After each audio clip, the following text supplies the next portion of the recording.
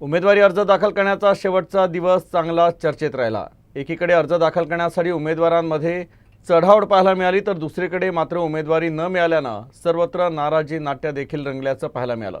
यातच नागपुरात राष्ट्रवादी अजित पवार गटाकडून निवडणूक लढवण्यास इच्छुक असलेल्या तरुणानं तिकीट न मिळाल्यानं शहरातील पक्ष कार्यालयात तोडफोड केली।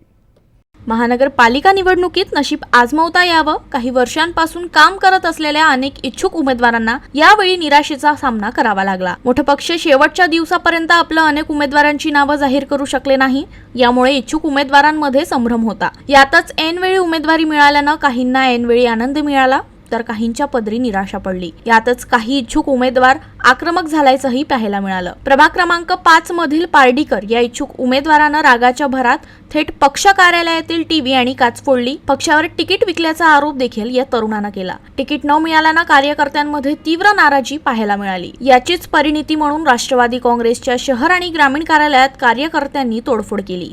मी संघटन सचिव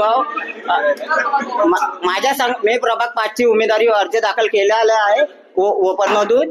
कसा झाला आहे माझ्या संघ, मी 2017 पासून कार्यकर्ता आहो, मला तिकीट मिळाली नाही। मी त्याच्यासाठी टीव्ही वगैरे तोड केलेली आहे न। कसं आहे, हे लोक पैसे घेऊन तिकीट वाटप करत आहे, पैसे घेऊन तिकीट वाटप करून राहिले न। हे मला सकाळी 6 वाजता बोलवलं बजरंगशीर परिवारच्या इथे। बजरंगशीर परिवार म्हणते का मी तुम्हाला 2 तिकीट देत आहो, एससी न ओपन ची तिकीट त्याला दिली गेली।